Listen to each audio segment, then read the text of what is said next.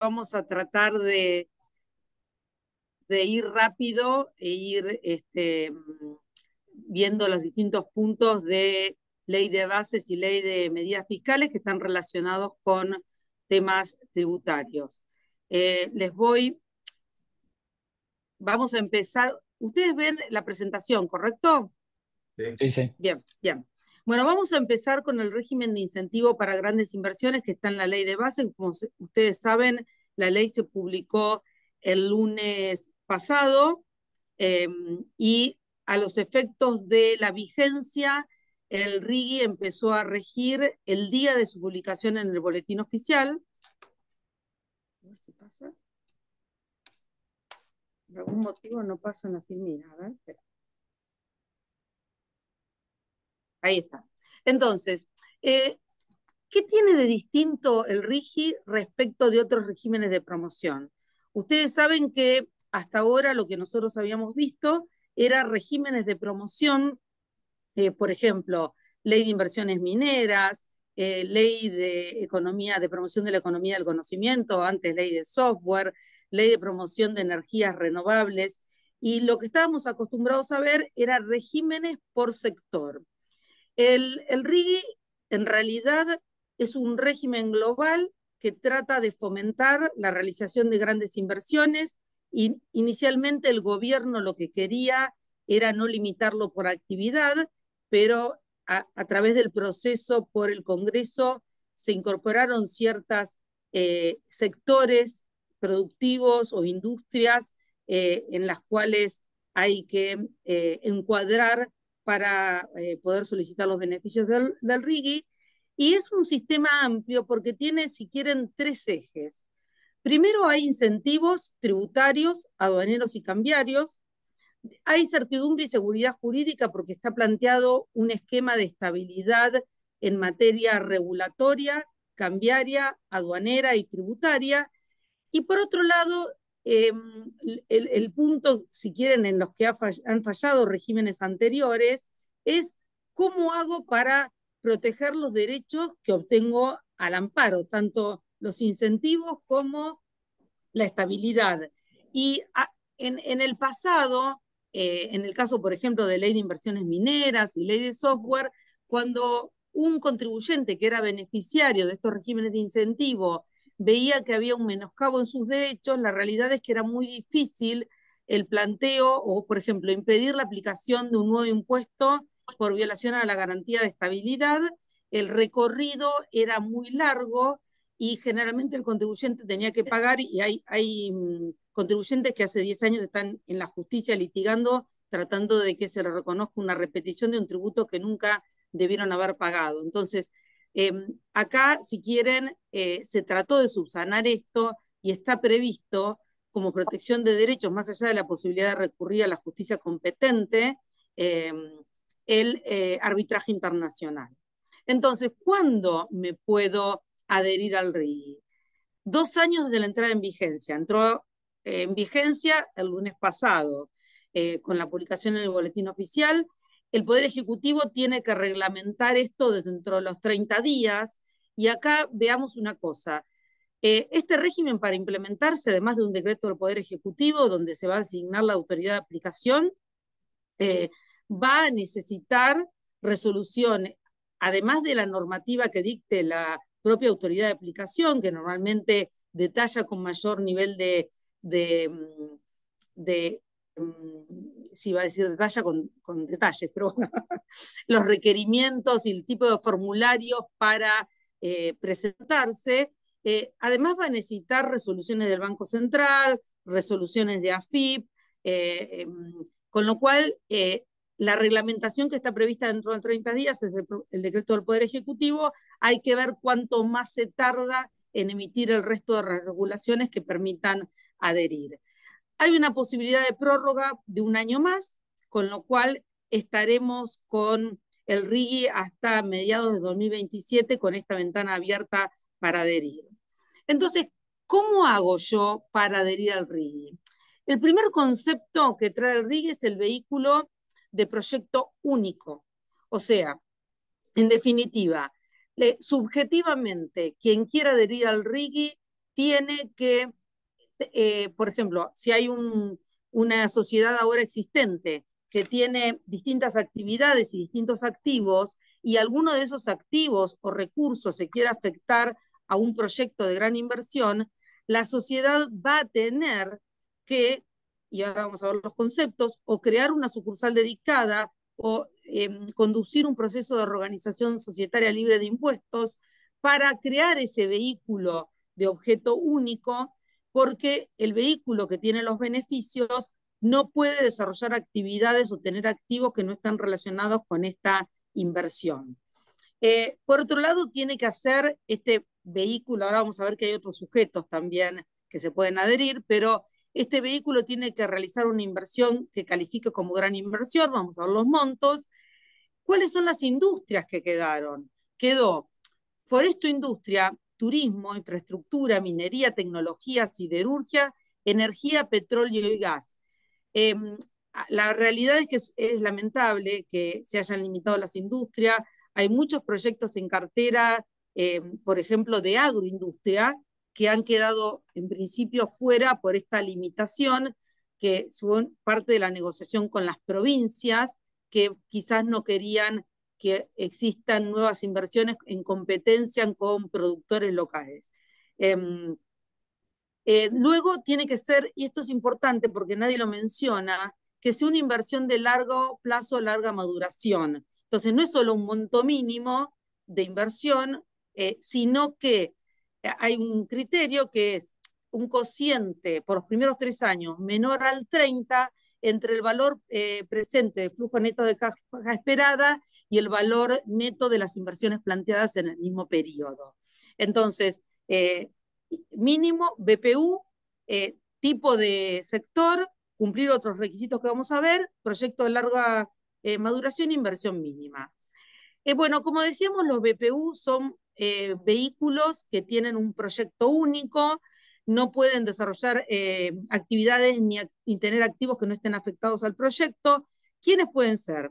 Sociedad anónima, incluida las AUS, SRL, sucursales de sociedades extranjeras, pueden ser UTES, y sucursales dedicadas. Sucursales dedicadas es un concepto nuevo que no está hoy, que es que una sucursal extranjera, una sociedad anónima o una SRL pueda constituir una sucursal dedicada, que también no nos vamos a extender ahora, pero está previsto el tratamiento impositivo de los aportes de activos a sucursales dedicadas y el tratamiento impositivo de las sucursales dedicadas como sujeto independiente, como si fueran otra sociedad. Pero el objetivo es aislar los beneficios al propio proyecto y permitir viabilizar para aquellos que tienen otras actividades. También es interesante el caso de los titulares de concesiones. Y lo digo porque muchas veces los concesionarios de obras de infraestructura, prestación, administración y operación de servicios no van a poder crear, quieren invertir en infraestructura más de 200 millones de dólares, no pueden crear, escindirse y tener un hermanito o crear una sucursal dedicada, porque la concesión es íncita a un solo sujeto. Entonces, la realidad es que esto permite que sin ser un BPU, que los titulares de concesiones puedan adherir al RIGI si cumplen los requisitos. Y el otro tema interesante es para los proveedores de bienes y servicios ABPUs.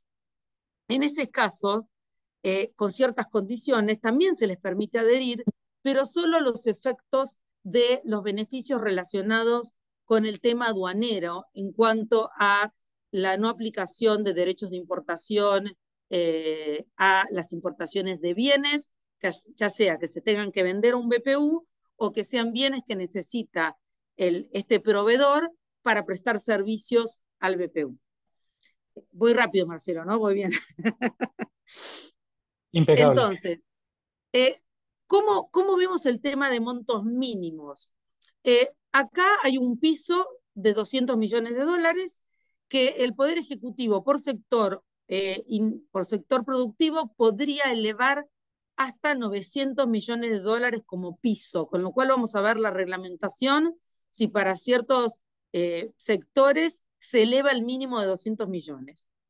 Ahora, yo tengo, si presento el proyecto, que comprometerme a hacer el 40% de la inversión, vamos a asumir que son 200 millones, el 40% lo tengo que desembolsar en los primeros 2 años desde la fecha de adhesión. Y, por otro lado, el Poder Ejecutivo podría reducir este mínimo o este piso a un 20% si las circunstancias lo ameritan. Hay una posibilidad que tiene mayores beneficios, que son aquellos que apliquen al RIGI, que se califican como proyectos de exportación estratégica de largo plazo. Si hay un caso, creo que esto está puesto, por ejemplo, para los proyectos del LNG, de gas natural licuado, donde quizás las inversiones como piso por etapa son mayores a $1.000 millones y le permiten a Argentina a entrar en mercados donde hoy no tiene una participación relevante en la colocación de sus productos. Entonces, para yo tener este mínimo que hablo de $200 millones, las inversiones se tienen que hacer a partir de la entrada en vigencia del RIGI y estén destinadas, como dijimos, a adquisición, producción, construcción de activos afectados a las actividades. Ahora, ¿qué pasa con bienes que yo ya tengo?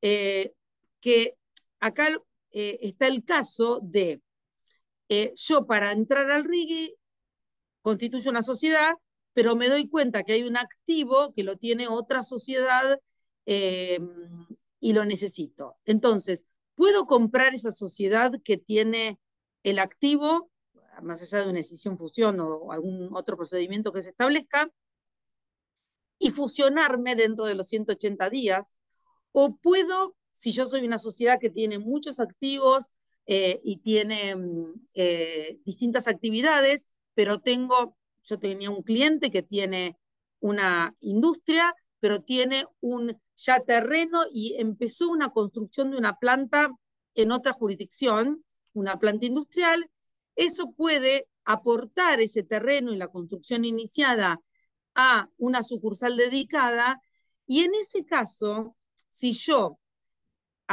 hago este aporte o compro una sociedad que tiene activos y me fusiono, o de alguna manera aporto activos a la sucursal dedicada, puedo computar esa inversión, pero hasta el 15% del monto invertido para llegar al piso de 200, ¿no? Entonces, ¿cuáles son los activos que se computan al 15? Adquisición de participaciones en un BPU que tenga activos computables hasta la proporción de los activos computables, o activos asignados a las sucursales dedicadas, bienes inmuebles, derechos de usufructo, concesiones de explotación minera de petróleo o de gas. Eso se puede computar, pero hasta el 15% de su valor para llegar a los 200.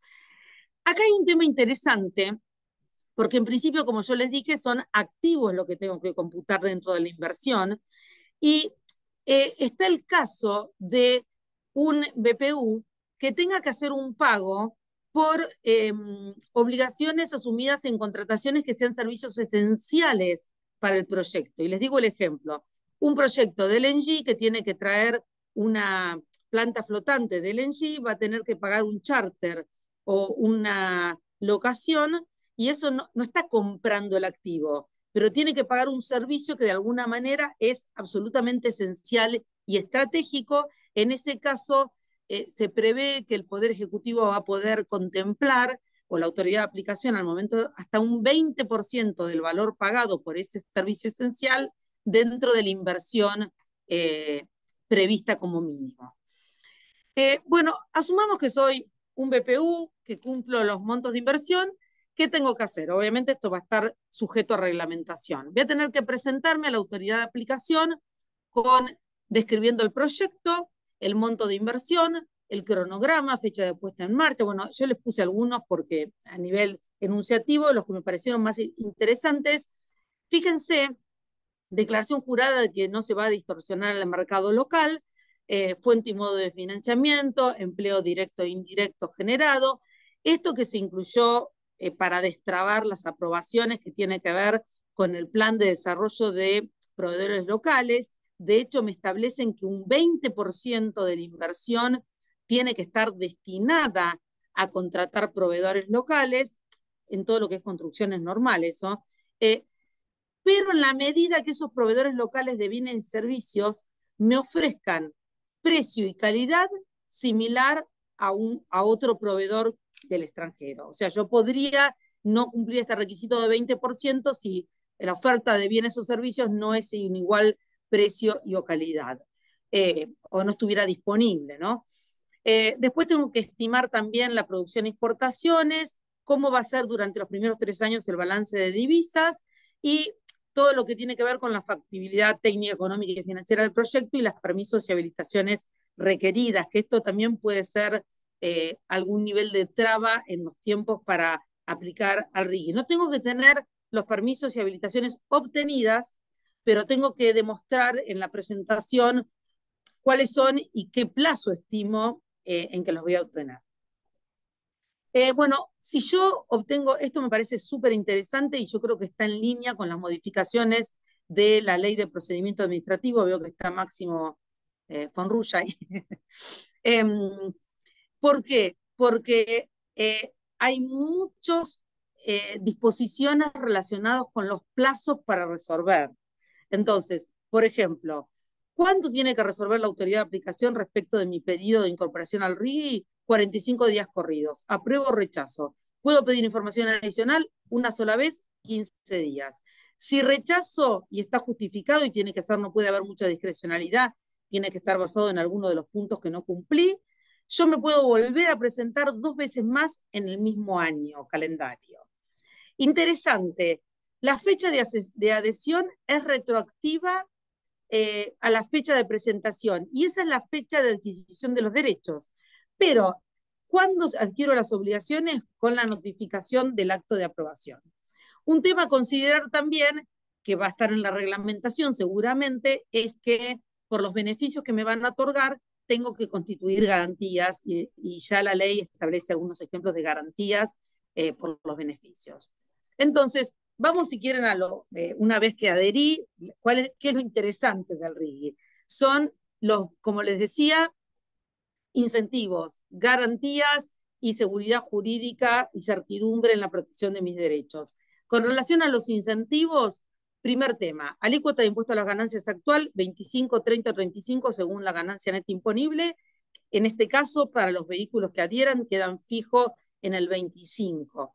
Por otro lado, tengo la posibilidad de amortizar aceleradamente los bienes de uso en 2 años y con relación a la infraestructura, puedo amortizar tomando la vida útil reducida en un 60%. Entonces, yo tengo todas esas deducciones al principio, muy probablemente voy a generar quebrantos.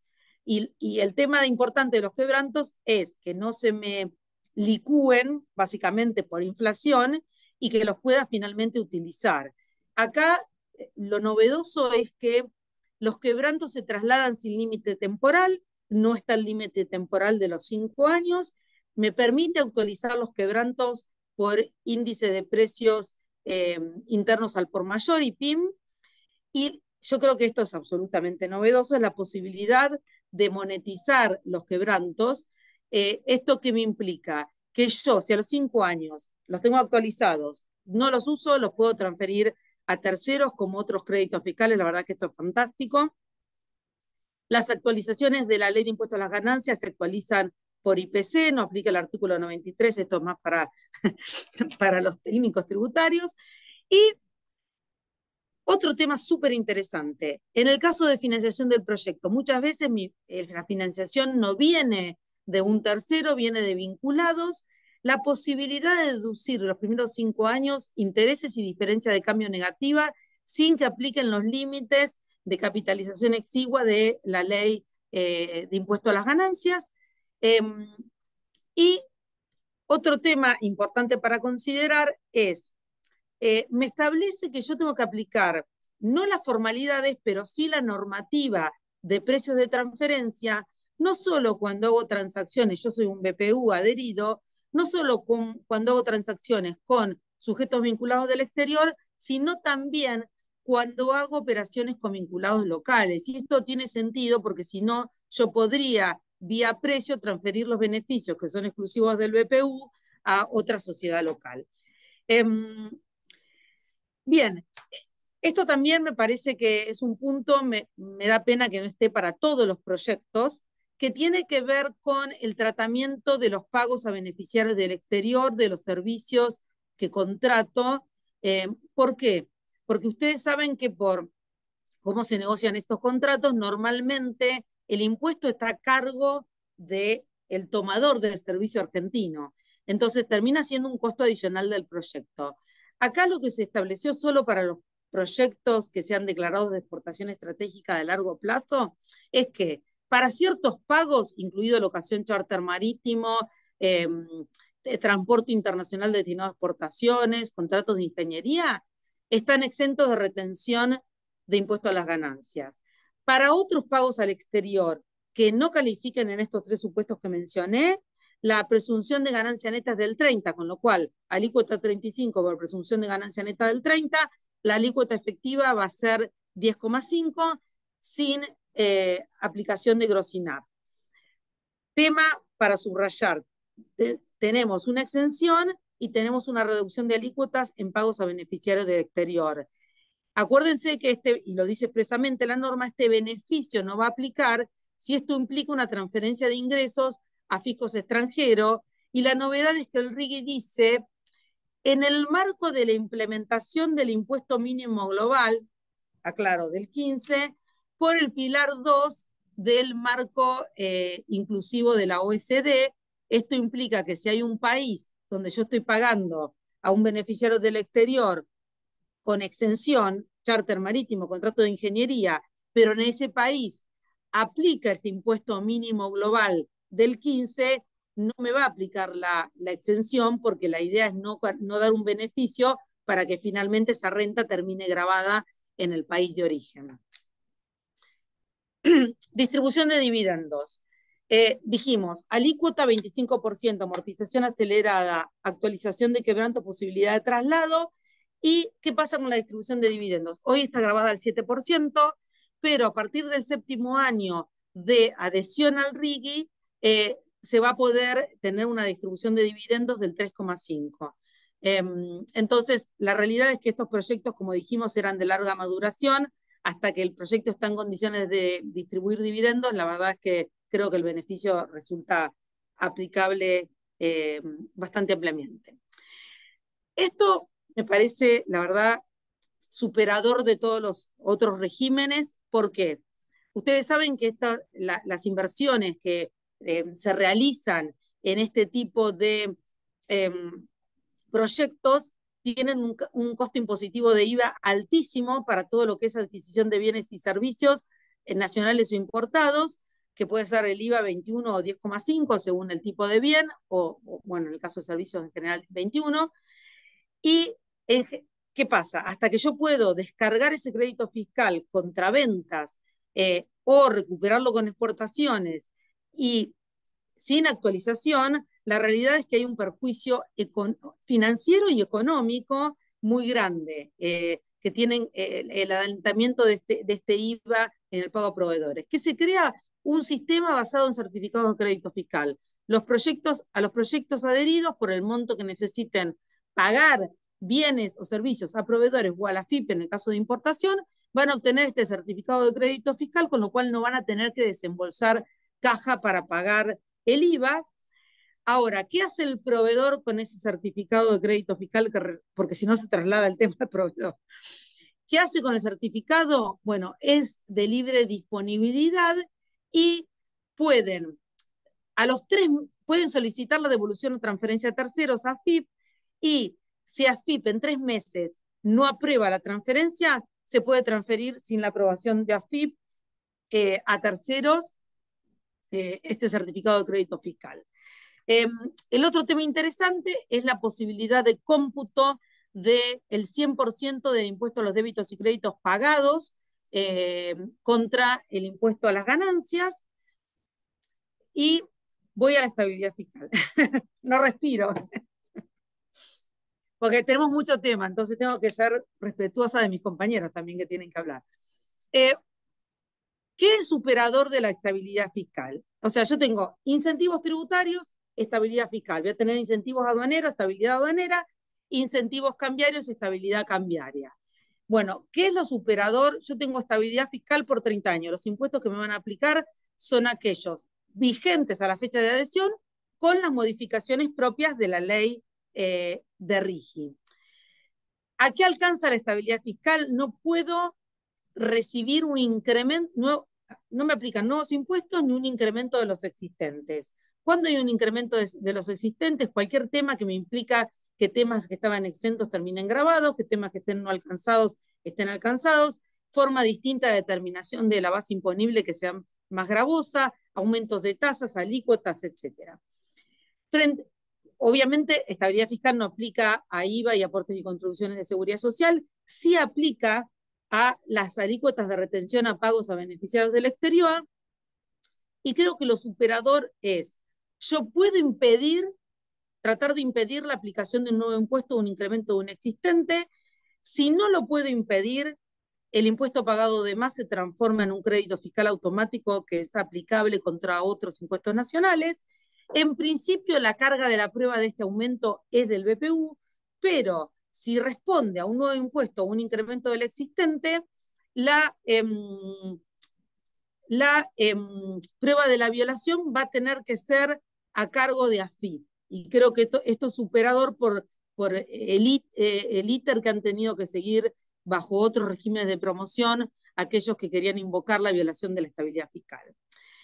Vamos a los incentivos aduaneros. Creo que también es interesante ver que yo no voy a tener derechos de importación en todo lo que viene de capital nuevo, repuestos y partes, tampoco tasa de estadística, bueno, tasa de comprobación, pero lo que es también muy interesante es que no me apliquen regímenes de retención, recaudación, anticipo, retención de impuestos nacionales o de cualquier tipo, provinciales o municipales, porque ustedes saben que el gobierno anterior ha creado muchísimos regímenes de anticipos y retenciones que para contribuyentes que acumulan saldos a favor terminan siendo un perjuicio no solo financiero sino económico.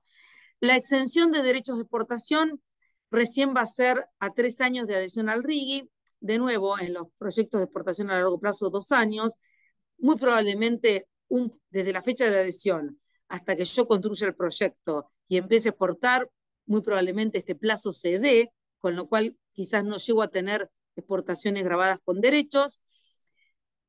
También es importante el tema de que no apliquen ningún tipo de prohibiciones o restricciones de carácter económico, y esto aplica para todos los sistemas de licencias automáticas, CIRE, CIRA, todo lo demás, y la estabilidad aduanera por 30 años. ¿Qué pasa a nivel cambiario? Dijimos incentivos y estabilidad.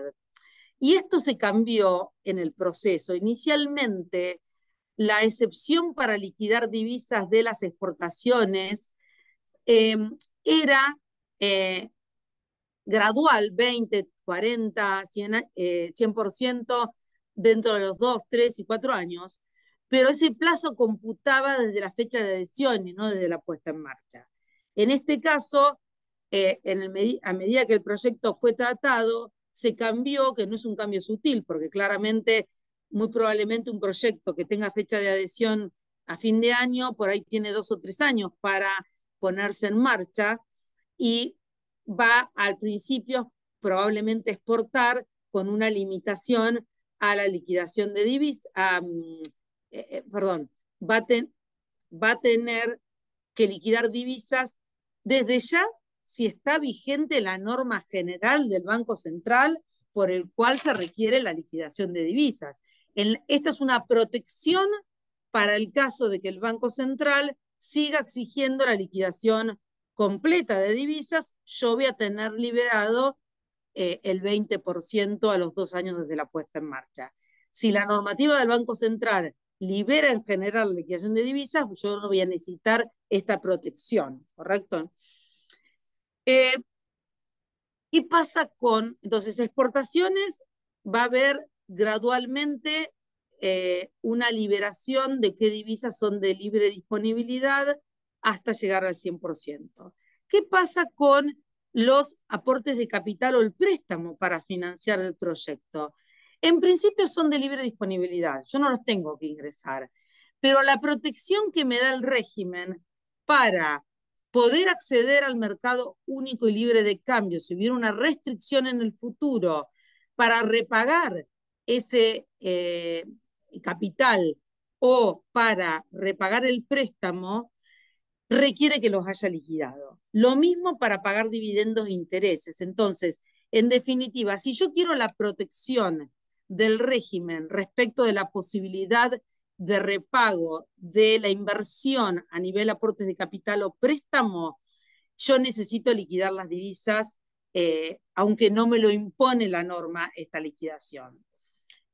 Después va a haber estabilidad cambiaria por 30 años, no debería aplicarme una normativa cambiaria más gravosa de la que tengo en base a las que están existentes, más los beneficios que están en el RIGI. Obviamente, nuestra expectativa es que la normativa futura sea mucho menos gravosa y no más gravosa. Quiero mencionar que hay otras garantías, por ejemplo, y que creo que son también muy interesantes, que no pasan solamente por los incentivos tributarios, aduaneros y cambiarios. ¿Qué se le garantiza al BPU? Plena disponibilidad de los resultantes de sus proyectos sin tener obligación de vender en el mercado interno. Esto para minería o para oil and gas es relevante. Exportación sin trabas y restricciones, plena disponibilidad de activos e inversiones sin estar sujetos a actos confiscatorios, continuidad de la operación sin interrupciones salvo orden judicial, posibilidad de pago de utilidades, dividendos e intereses y acceso irrestricto a la justicia para defensa de los derechos. Como les decía, la estabilidad no solo es de los incentivos, sino de la normativa aduanera, tributaria, cambiaria y regulatoria por 30 años. Y en los en los proyectos declarados de exportación estratégica de largo plazo, se extiende esta garantía inicial de 30 años, porque recuerden que yo les dije que esos proyectos tenían una inversión piso de 1.000 millones por etapas, pero puede haber etapas sucesivas. Entonces puede ser que la primera inversión sea en 2 años, pero después en 3, 4 años más hagan una segunda inversión en una segunda etapa de 1.000 millones más, pero se puede extender como mucho todos los beneficios de estabilidad a 40 años desde la puerta en marcha del proyecto estratégico de exportación de largo plazo. Tema súper interesante y que creo que quedó lavado con las modificaciones. Se declaran estos proyectos de interés nacional en el marco de la cláusula del progreso de la Constitución Nacional 75, 18. Esto era muy interesante para todo lo que era la defensa, justicia competente, justicia federal, sobre todo para poder impedir la aplicación de normas no solo nacionales, sino provinciales y municipales que de alguna manera restrinjan o vulneren el desarrollo del proyecto protegido por el RIGI. Ahora, ¿qué quedó lavado? Quedó lavado que la norma dice que protege en el caso de proyectos de provincias o jurisdicciones locales que hubieran adherido al RIGI.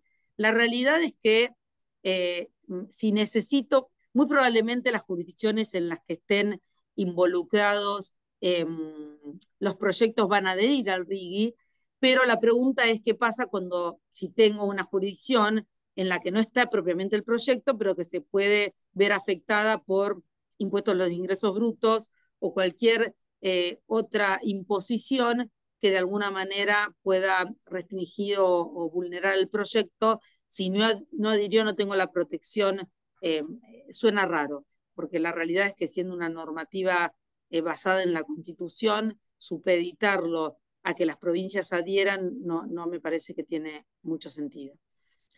Ahora sí, más allá de esa protección de proyectos de interés nacional, es verdad que hay una invitación a las provincias y a los municipios a adherir, y si las provincias adhieren y los municipios adhieren, van a tener necesariamente que otorgar de alguna manera una cláusula de estabilidad porque no se van a poder poner impuestos superiores a los que tenía la provincia el 31 de diciembre del 2023, y esto implica que esta carga tributaria, la única excepción es para tasas retributivas de servicios efectivamente prestados, con el punto interesante que tiene que ver cuál es el monto que puedo, eh, con el que puedo gravar al contribuyente por esta tasa, y habla del costo efectivo del servicio, pero individualmente considerado. Y específicamente dice, no se va a poder cobrar esta tasa en base a las ventas, las ganancias, los ingresos brutos, etcétera. Si no se va a considerar violación al 165, que es el tema de proyectos que son considerados de interés nacional.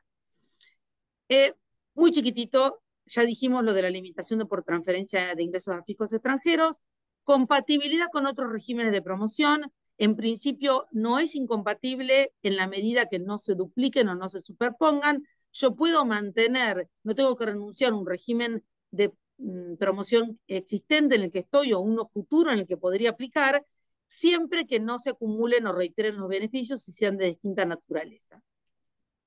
Y finalmente yo creo que este punto es súper interesante, si bien lo voy a mencionar muy breve, cuál es el sistema de protección de los derechos otorgados por el RIGE, teniendo en cuenta que tenemos 30 años quizás de estabilidad.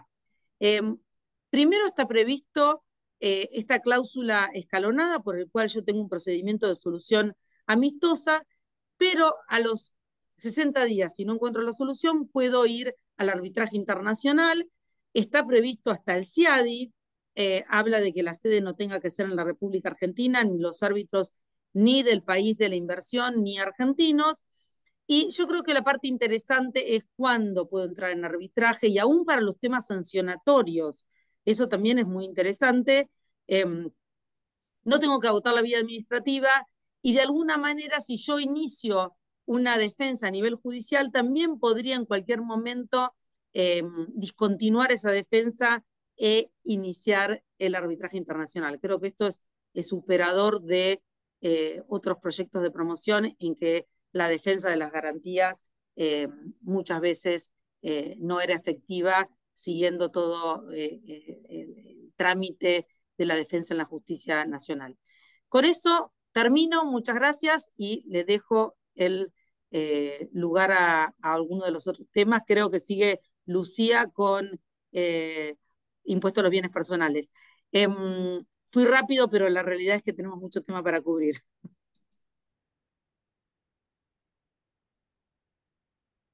Compartir.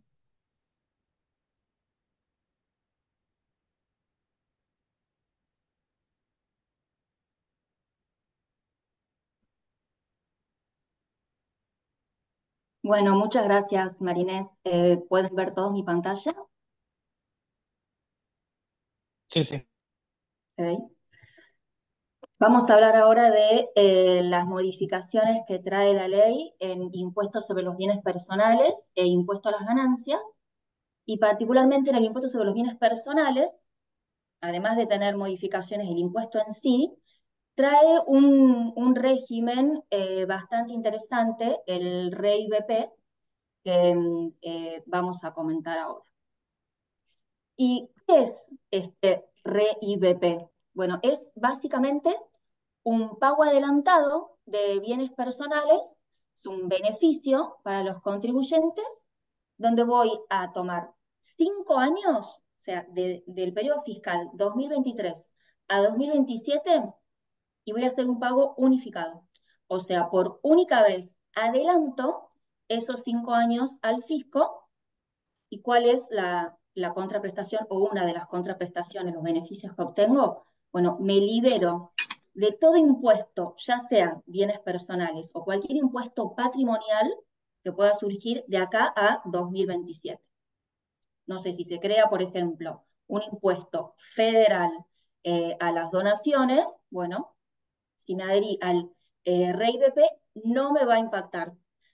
si bien, bueno, la creación de nuevos impuestos suena bastante contradictoria con el espíritu abolicionista de esta administración, la realidad es que, bueno, bajo este régimen, independientemente de un potencial beneficio de ahorro financiero, también tengo esto de que voy a poder repeler cualquier otro impuesto, o sea, no solamente bienes personales, sino cualquier otro impuesto patrimonial que se cree de acá a 2027, que son, digamos, que es el periodo que tengo cubierto. Entonces, es un pago individual, voluntario y unificado, donde me libero de los impuestos y además voy a tener una alícuota más reducida, o sea, en vez de ir por las alícuotas normales año a año de bienes personales que vamos a ver ahora, pago una vez una alícuota que en total me queda un 2,25. Son 5 periodos fiscales para los contribuyentes generales y 4 periodos fiscales para los que tengan bienes que ingresen al blanqueo. ¿Por qué? Porque el blanqueo, ahora nos va a contar Esteban, ya tiene 2023 cubierto. Entonces lo que voy a hacer es, para no duplicar obviamente, voy a reivepear 4 periodos fiscales 2024 a 2027.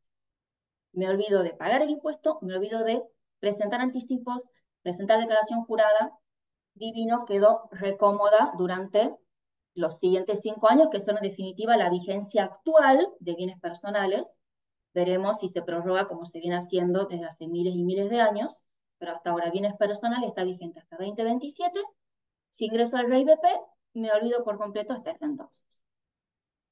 ¿Y quién se puede adherir a este régimen? ¿Quién puede acceder a este beneficio? Bueno, personas humanas y sucesiones indivisas, que son los sujetos naturales de bienes personales, que hayan sido residentes fiscales en Argentina, bajo normativa de impuesto a las ganancias, al 31/12 de 2023.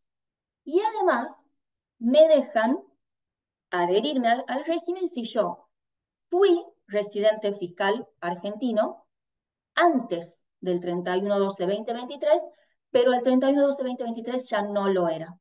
O sea, por ejemplo, si por circunstancias tributarias o extratributarias me fui a vivir a otro país como Susana Jiménez, bueno, el rey BP me dice, hijo pródigo, volvé a casa, te recibimos con los brazos abiertos, sabemos por qué te fuiste, sabemos que te tratamos mal, por favor, volvé, tenés este beneficio y por supuesto a partir de ahora vas a volver a ser considerado residente fiscal argentino. ¿Cuándo me tengo que adherir para acceder a este beneficio? Bueno, la respuesta es ya mismo, llame ya para acceder al beneficio, porque tengo tiempo hasta fin de mes, o sea, hasta el 31 de julio de este mes. Ahora bien, el Poder Ejecutivo me lo puede extender hasta el 30 de septiembre, o sea, me puede dar un changüí adicional, que también es ya el 30 de septiembre, así que a los que van a reivepear les digo que se pongan las pilas ya, y si bien, bueno, los que eran residentes ya tienen todo más o menos listo para la declaración jurada de 2023 que cierra ya mismo, pero bueno, para tomar la decisión no hay demasiado tiempo, así que máximo 30 de septiembre, todo listo para acceder al régimen por los bienes generales, los que no ingresaron al blanqueo, y si accedí al blanqueo por esos bienes, la fecha límite de presentación es la misma que tengo para acceder al blanqueo, que, Esteban, te voy a spoilear, es el 30 de abril del año que viene. Entonces puedo tener dos REIBP por separado, uno por los bienes que no blanqueé, que lo tengo que hacer ya mismo, y otro por los bienes que blanqueé, que voy según las etapas que vamos a ver para ingresar al blanqueo, bueno, se me extiende hasta el 30 de abril del año que viene. ¿Y cuánto me va a costar esto? O sea, el beneficio financiero visto en la película es buenísimo porque, como les digo, básicamente aplica la alícuota del 2,25 sobre la liquidación de 2023. Igual, sí, si lo comparo con la alícuota actual de 2023, es un adelanto importante. Vamos a ver qué cambia según si soy cumplidor o no, pero puede ser el 1 o el 1,5. Bueno, voy a pagar el 2,25. ¿Y cómo llego a ese número? Bueno, tomo el patrimonio al 31/12/2023, como ya lo tengo listo para mi declaración jurada de 2023 que me vence ya, y lo evalúo por ley de bienes personales, como siempre.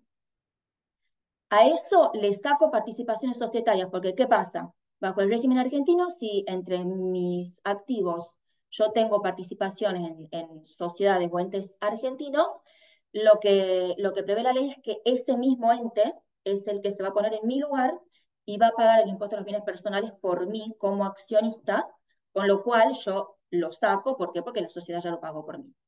Saco las participaciones y saco los bienes exentos bajo ley de bienes personales, o sea, bienes inmateriales, inmuebles rurales, etc.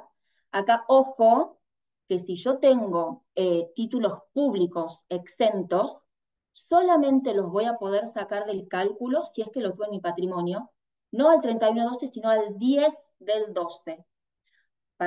O sea que, ojo, para esos que compraron títulos públicos exentos el 30 de diciembre para venderlos el 2 de enero, como hizo alguna vez alguien que yo conozco, bueno, esos, sorry, no los van a poder sacar de su patrimonio para el cálculo de la base del REI BP. Sí voy a sacar el mínimo no imponible, que ahora milagrosamente también me lo extendieron a 100 millones, volvemos a los 90, donde se consideraba aproximadamente $100.000 como mínimo no imponible. Y casa habitación, si me aplica, que también me lo subieron ahora a 350 millones. Y todo esto lo multiplico por 5, ¿por qué? Porque son 5 periodos fiscales. A esa base multiplicada por 5 le aplico la bellísima alícuota del 0,45. O sea, ese es el beneficio. Me tomo una alícuota mucho más baja que la que me correspondería por las generales de la ley. Y bueno, para los que son súper rápidos y ya hicieron el cálculo, 0,45 por 5, ¿cuánto me da? Sí, 2,25. Tititín. ¿Cómo voy a pagar?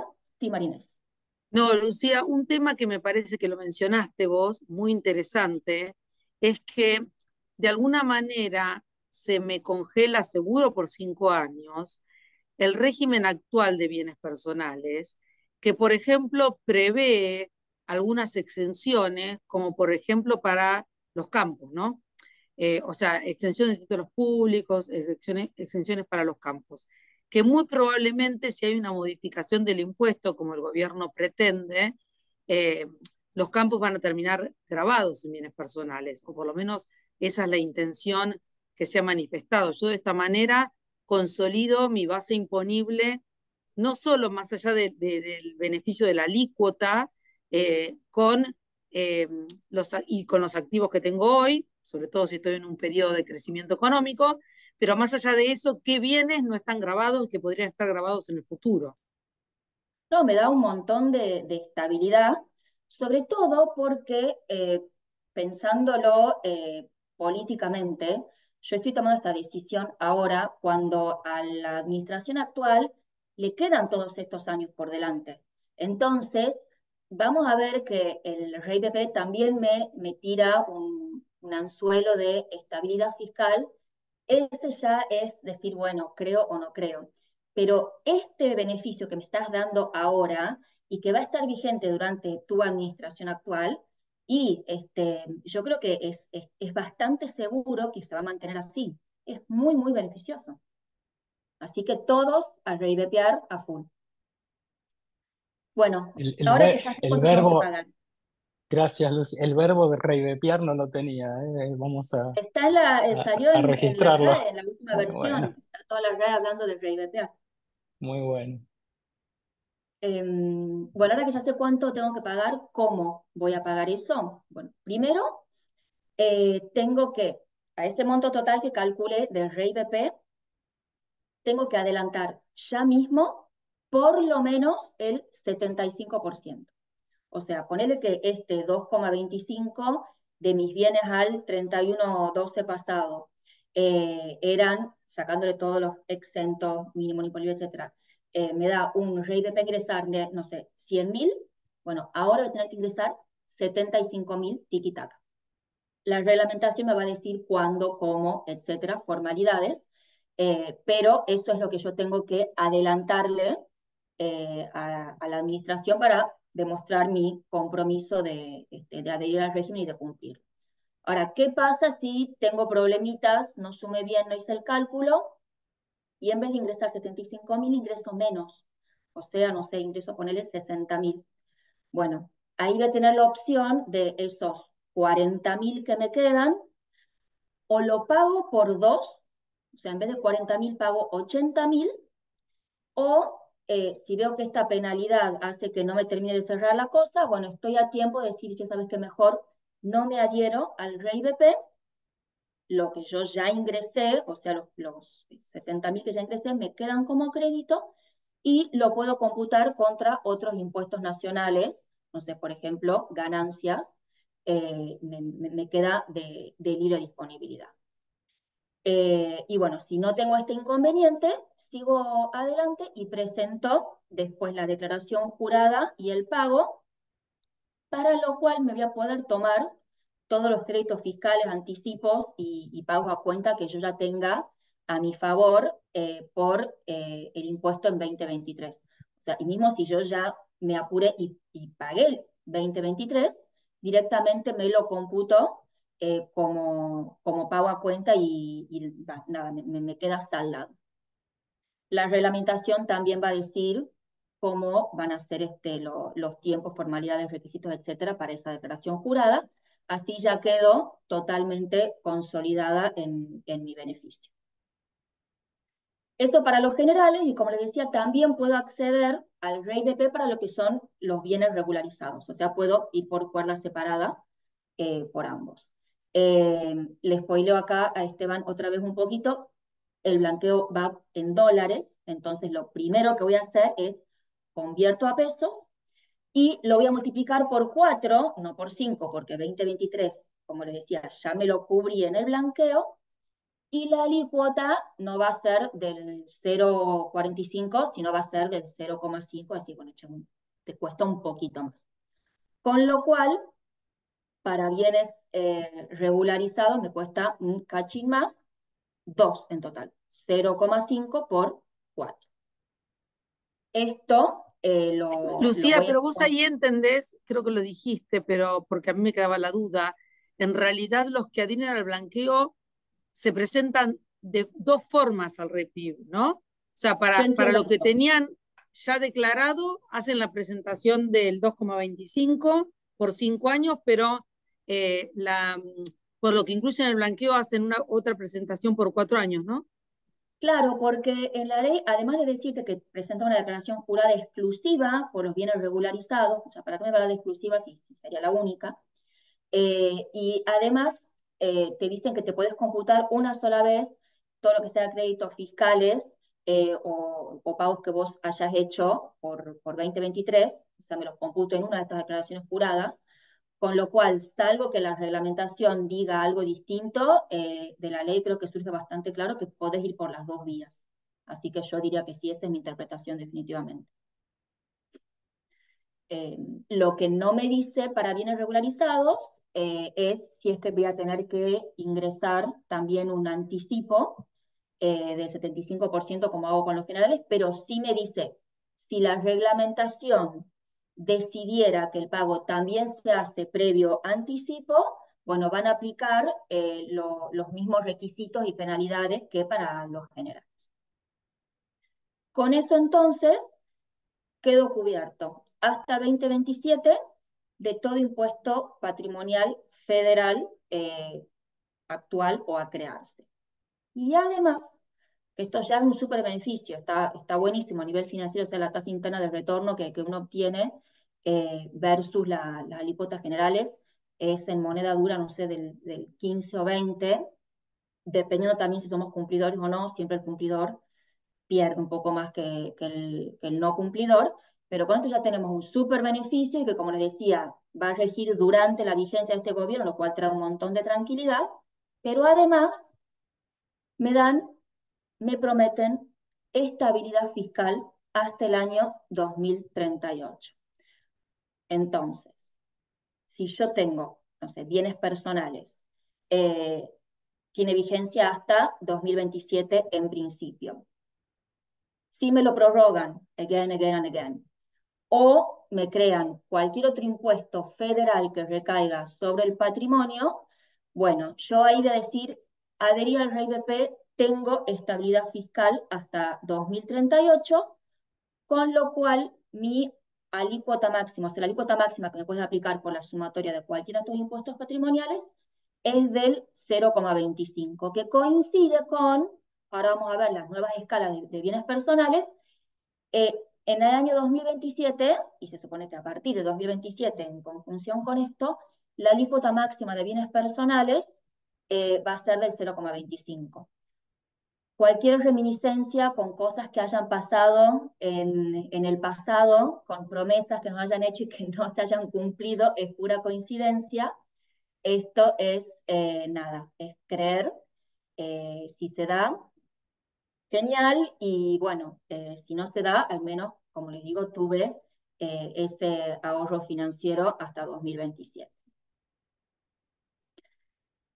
Para que no se hagan los vivos, si es que yo me adherí al REIBP, quedo con el beneficio fiscal este de que no me pueden aplicar ni bienes personales ni ningún impuesto patrimonial. Ahora bien, ¿qué pasa si un pariente mío,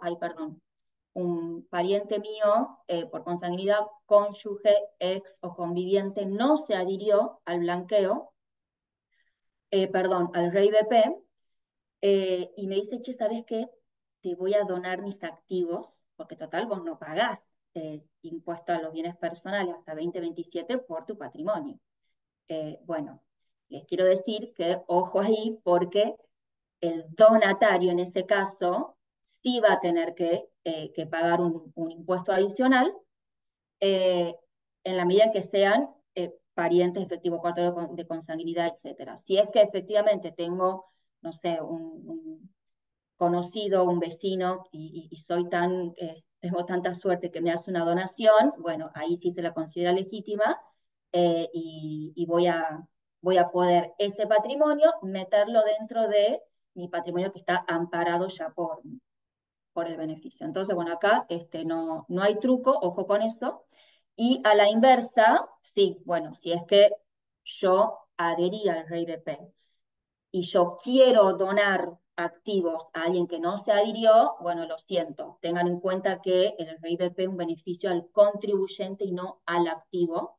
Entonces, eso es para pensarlo, digo, si me adhiero o no me adhiero, según que tenga pensado o que espere que mi patrimonio se va a incrementar o no, porque, bueno, de ahí va a depender el beneficio financiero que vayamos a obtener. Muy rapidito, cómo queda bienes personales y cómo queda ganancias a partir de ahora. Como les decía, tenemos el mínimo no imponible y casa habitación ajustados.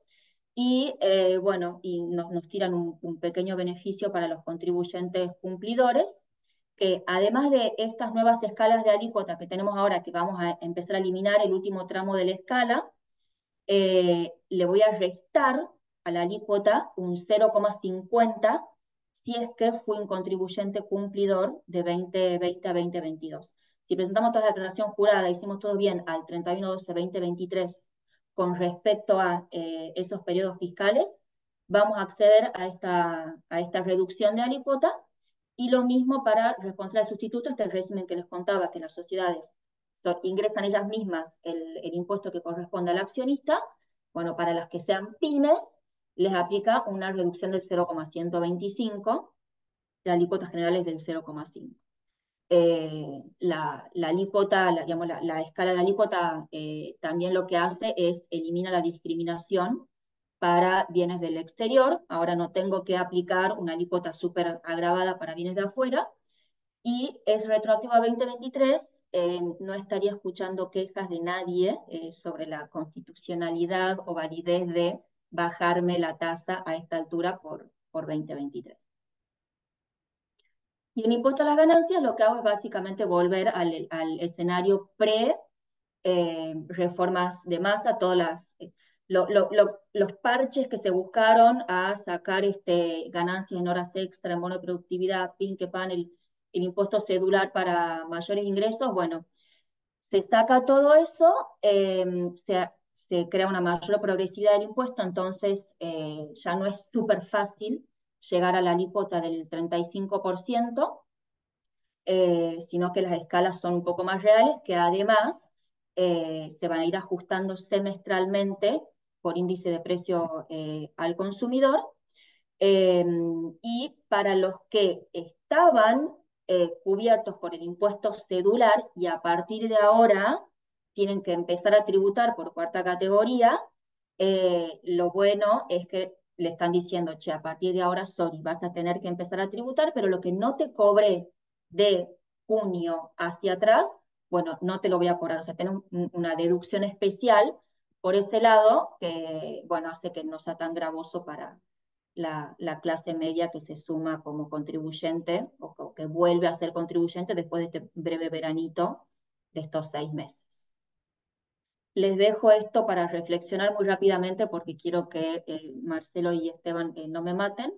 Pero bueno, para pensar y ver cómo sigue después de la reglamentación, es hacer futurología, a ver si en definitiva me va a convenir o no adherirme según cuál sea la tasa interna de retorno para mí, como contribuyente o como no contribuyente, si mi patrimonio va a subir o va a bajar en los próximos años, si tengo pensado morirme, bueno, con todos estos aspectos que vamos a tener que vamos a tener que analizar cuidadosamente en esta pequeñísima ventana de tiempo que tenemos para adherir. Así que bueno, dicho esto, muchas gracias y les dejo a los chicos ahora. Buenísimo. Bueno, voy a tratar de ser breve. Este, ¿Ven la pantalla? Bárbaro. A ver si la veo como. Ahí está. Bueno, voy a hablar del blanqueo, del régimen de exteriorización, que es el título 2. La ley, como saben, se publicó el 8 de julio y recién preguntaban cuándo va a salir la reglamentación. Dan 10 días, con lo cual uno debiera esperar que el jueves que viene la FIP saque la reglamentación de este título. Em, Tenemos la posibilidad, o sea, pueden regularizar contribuyentes, personas físicas, sucesiones indivisas y sujetos a empresas residentes. Em, Voy a ser breve con los bienes, se incluyen desde dinero en efectivo en el país, en el exterior, em, créditos, acciones que cotizan, títulos, valores, marcas, intangibles, y tanto para los bienes del país como del exterior hay un residual de activos con valor económico. Como saben, se dejó afuera los criptoactivos del exterior y bueno. Arrancamos con los contribuyentes, hablábamos siguiendo un poco lo que decía Lucía, del carácter de residentes, que podrán declarar bienes del país y del exterior, y los no residentes que alguna vez hayan sido residentes, como el caso que planteaba Lucía de Susana Jiménez, van a poder exteriorizar, serán considerados a estos efectos residentes y serán también residentes a partir del 1 de enero del 2024, con lo cual acá signo de interrogación qué va a pasar con los convenios este, mm, que fijan pautas de residencia distintas a estas. Creo que va a haber que pensar en una coordinación ad hoc de situaciones específicas donde ese argentino o ese sujeto hoy beneficiado al exterior no residente, que fue residente y que viene a la Argentina para blanquear, bueno, quizás desde el punto de vista permanencia física, centro de intereses vitales, etcétera, etcétera, sí en el exterior. Em, Bien, el blanqueo plantea dos hitos, la manifestación de la adhesión, que es la decisión inclaudicable de, bueno, quiero sincerar mi patrimonio, perdón, se me fue, vamos a ver para atrás. Para, vamos a volver.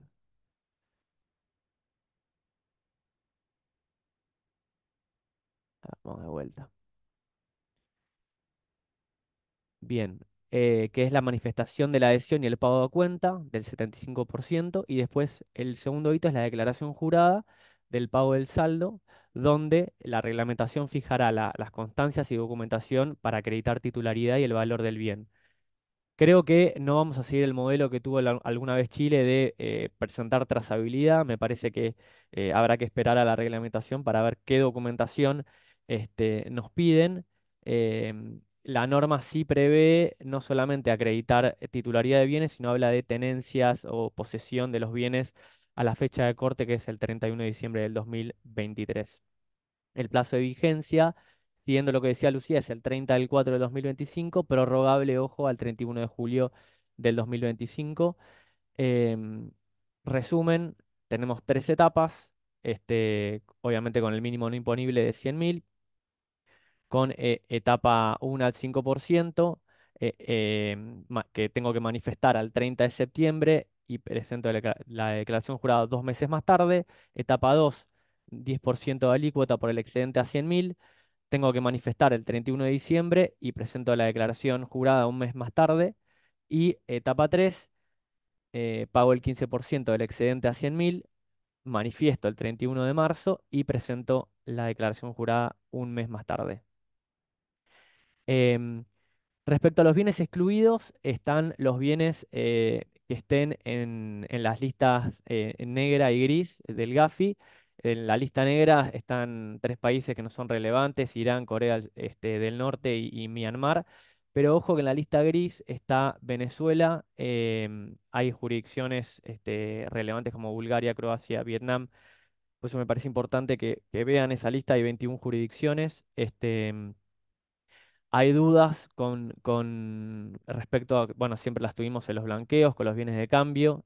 Muchas veces el fisco no quiere que uno exteriorice bienes de cambio por digamos, lo que ocurre después con la venta de esos bienes de cambio. Lo mismo que eh, con pasivos. Si un contribuyente declara un crédito, bueno, otro contribuyente podrá decir, bueno, yo soy el deudor. Habrá que esperar la reglamentación. Muchas veces nos guiamos después por las consultas y respuestas que nos da el fisco como manual o guía a estos efectos.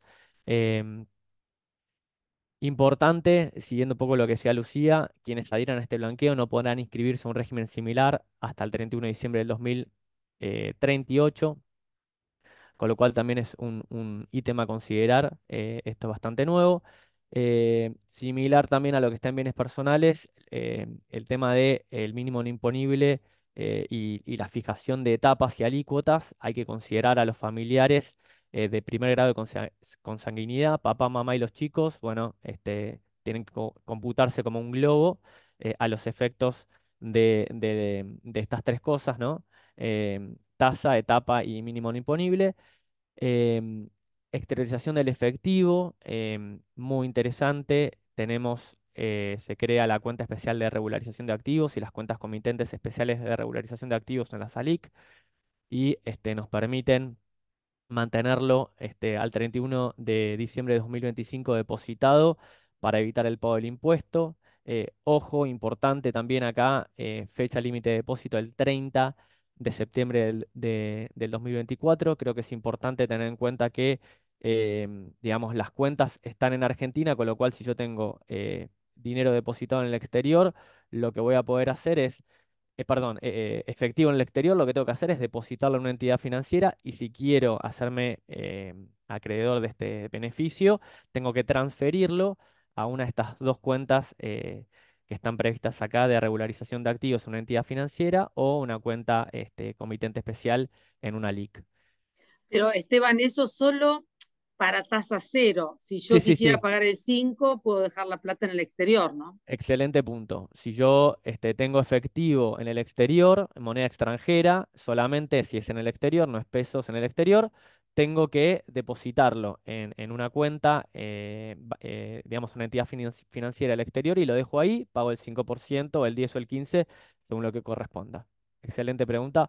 Eh, em, el cálculo de la base imponible, bueno, según el tipo de bien, y esto creo que si nos metemos me voy a demorar bastante, pero me parece importante que también, como decía Lucía, se toma como referencia el dólar estadounidense, valor MEP, obviamente siempre a la fecha 31 de diciembre de 2023, con lo cual cuando está en pesos tendremos que tomar un IPC y pasarlo a dólares, y también hay excepciones cuando ese valor no se puede fijar esa fecha. Me parece también muy interesante, que eso no lo tuvimos en el blanqueo anterior, lo que es inmuebles.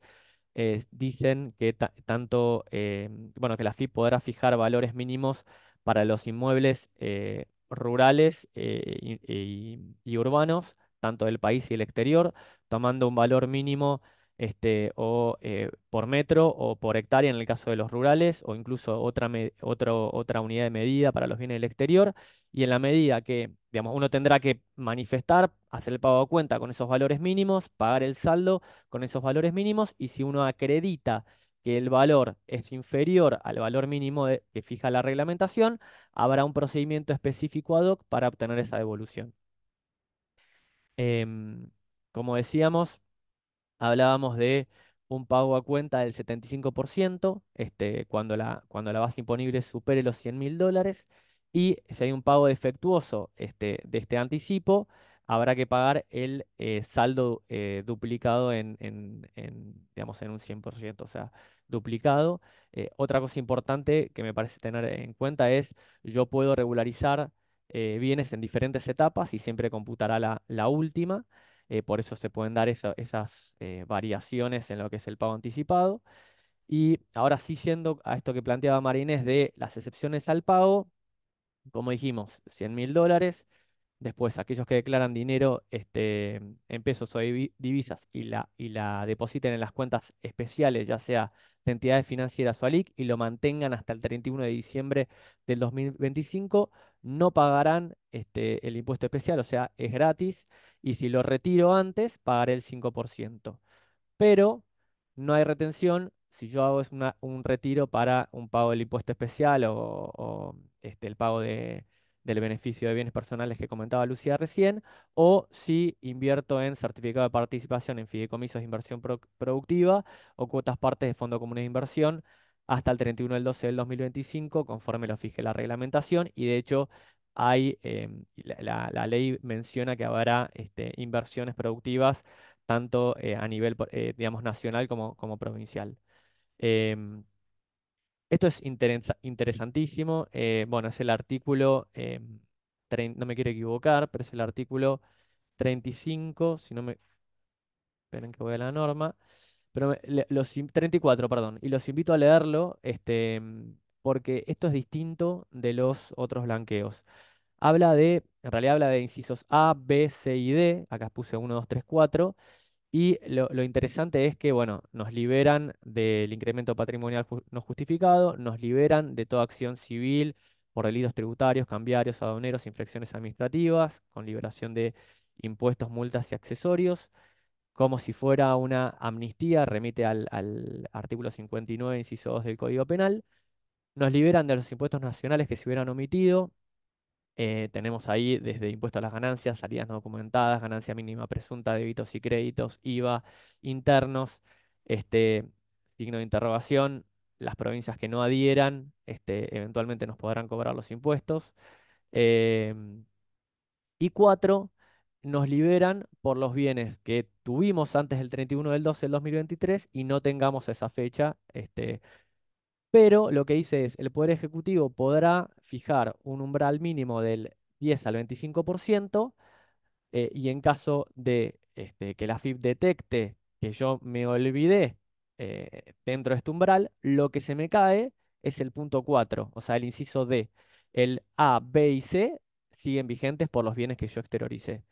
Cosa que es muy interesante, por eso los invito a leer el artículo 34, porque solamente habla del inciso D para el umbral del 10 al 25%. Em, Como dije recién, las provincias están invitadas a adherir a los efectos de la liberación de los impuestos locales y si no, tendremos un problema allí. Em, Respecto a las exclusiones, también la ley es súper detallada respecto a los funcionarios públicos, cónyuges y convivientes, bueno, familiares, ascendientes y descendientes en primero y segundo grado por consanguinidad afinidad, y los colaterales en segundo grado por consanguinidad y afinidad. Este, y se incluyen bueno, funcionarios públicos en los últimos 10 años. Me parece muy importante que vean ese detalle porque hay una lista incluso de, digamos, dependientes funcionarios que ni siquiera revisten la calidad de directores, que por ejemplo estén en áreas de habilitación. Por eso me parece muy importante ese repaso. em, Previo a aconsejar a un cliente a meterse y a manifestar la intención de adherir a este régimen. Eh, Creo que hay un montón de aspectos que quedan pendientes en la reglamentación, pero bueno, es un blanqueo bastante inédito, no solo por este umbral que mencionaba recién, sino también por, ya no tenemos que ir corriendo a buscar evaluaciones de inmuebles. Y también me parece inédito respecto al costo. Insisto, tenemos un costo que podría ser del 5% o cero en la medida que mantengamos inversiones ya sea en estas cuentas hasta el 31 de diciembre del 2025 o en estos fondos comunes de inversión o fideicomisos que establezca la reglamentación. Esteban, un tema que me pareció interesante es que si yo blanqueo sin pagar impuestos, deposito en esta cuenta especial y quiero, por ejemplo, comprar un inmueble, si la plata se la transfiero a otro sujeto que tenga una cuenta especial, no pago el 5 o el impuesto que sea. Excelente punto, totalmente. Cuando hay transferencias con terceros, lo que dice, si yo te transfiero una cuenta especial, podré transferirlo a otra cuenta especial de un tercero. Lo que dice es, tendré que mostrarle a mi entidad financiera la documentación de justificar ese pago. También voy a poder hacer transferencias entre mi cuenta especial de entidad financiera a mi ALIC. Sí, eso, y no lleva obviamente la retención. ¿Sí?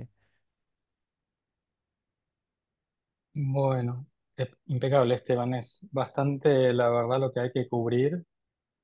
Muchas gracias.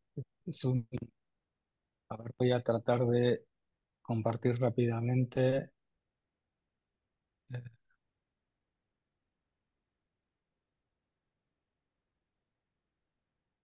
Bien. ¿Lo ven? Sí, ¿no?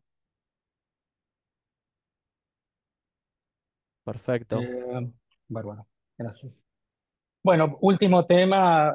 Voy a hacerlo lo más ágil posible. Ya hablamos de Rigi, hablamos de las modificaciones, de Rey Bepiar, con esas imágenes muy, muy gráficas de Lucía, toda la explicación de Esteban sobre el blanqueo, un poco sobre lo comúnmente denominado régimen de moratoria fiscal, y bueno, ahora vamos a dar el detalle. Son deudas tributarias, aduaneras y de la seguridad social vencidas al 31 de marzo de 2024.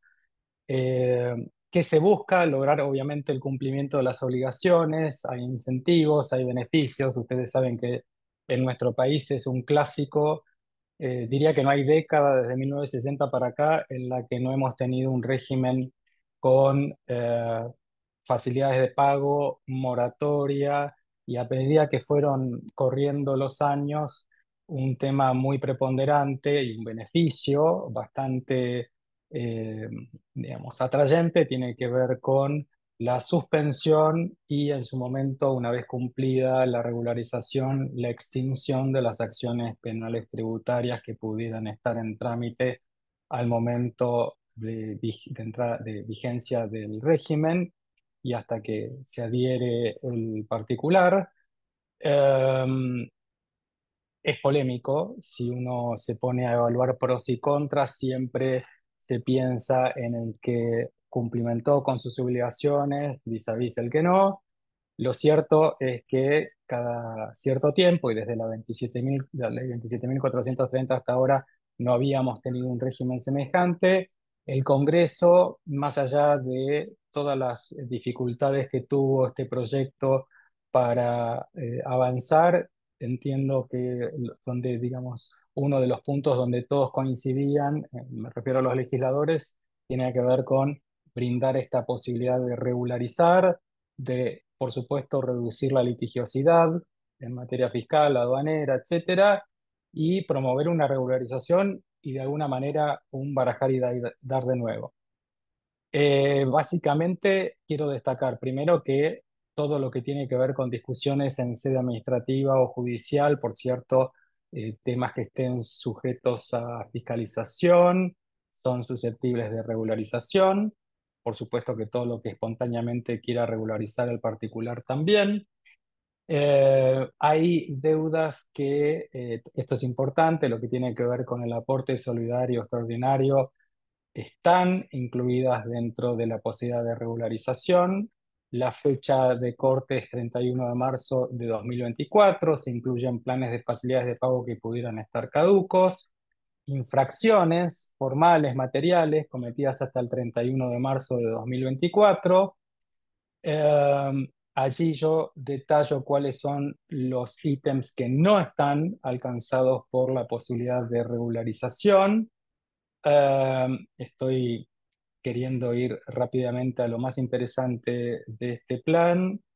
Hay beneficios que se van reduciendo a medida que va transcurriendo el tiempo desde la entrada en vigencia, que es desde que se publique la reglamentación. Va desde el 70% de reducción de intereses en adelante, dependiendo del modo, dependiendo de la fecha en la que se formalice el acogimiento, y también reducción total de las sanciones con estas aclaraciones que hago allí. Eh, Acá la menciono la extinción de acciones penales, que como dije es un punto muy atrayente. Eh, las condiciones ahí un poco están sintetizadas, estamos esperando la reglamentación que entendemos que será publicada dentro de los 15 días, esto es lo que está dispuesto. La idea es que, por supuesto, como toda bien entendida reglamentación, no debe restringirse más allá de lo que la propia ley dispuso. Desde ya, y esto es una norma consistente a lo largo de los distintos regímenes que hemos tenido en nuestro país en vigencia, adherir a este tipo de regímenes, y sin duda este va a implicar renunciar a cualquier acción de repetición o de reintegro, implica un allanamiento por el bloque que sea objeto de regularización, se admite la regularización parcial y por ende el allanamiento parcial. Eh, Obviamente hay que tener en cuenta que si uno se adhiere al plan y lo incumple, esto puede reavivar toda acción penal que estuviera en trámite al momento de adherirse. Y esto a mí me interesa mucho destacar que los responsables solidarios pueden adherirse en forma independiente del obligado por deuda propia. Esto es un punto que es variante respecto de otros regímenes que hemos tenido en el pasado, y llevado a la práctica, imagino que puede generar más de un conflicto de interés respecto de lo que puede ser la posición del obligado principal respecto de los responsables solidarios, y veremos cómo esto se desarrolla en la práctica. Ahí la vigencia, una vez reglamentada por la FIP, que ya había mencionado. Y como reflexiones finales, tener en cuenta que, por supuesto, la nueva administración eh, ha anunciado que intenta cambiar un poco la cultura, llevar a una cultura de cumplimiento, de trabajo conjunto entre el Estado y los particulares, de comunicación. Hay digamos, un paradigma que está cambiando, y ciertamente que estas flexibilidades, este amplio alcance que cubre este régimen, respecto de la variedad de deudas, de las obligaciones, de las instancias en las que se encuentren, del modo de cancelación, va de la mano de ese espíritu y lo vuelve, digamos, muy concreto. Es cierto, hay que reconocer, digamos, hay beneficios muy significativos para los contribuyentes y los responsables solidarios, pero bueno, en definitiva, mientras abordamos la reglamentación, queríamos hacer una mención bien clara a todos quienes participaran de este encuentro para que tuvieran en cuenta estas características que van de la mano entre sí, ¿no? Todo lo que explicó Marinés, lo que comentó Lucía, lo que refirió Esteban, y lo que acabo de sintetizar tienen, digamos, un leitmotiv, que es, como dije, a mí la imagen que se me presenta es este barajar y dar de nuevo, dar posibilidades y de alguna manera esta estabilidad fiscal, que también se promueve, certidumbre, seguridad jurídica. Esperemos que todo esto sea en el tiempo aplicado conforme a derecho. Bueno, les dejo de compartir. No sé si hay alguna pregunta.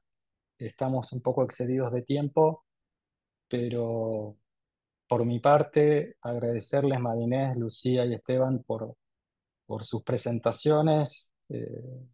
Alguien por allí preguntó, nosotros podemos compartirles estas presentaciones por email a quienes se inscribieron en este encuentro, y además de eso, por cierto que el colegio va a subir esta reunión para quienes puedan acceder en forma sincrónica y les interese.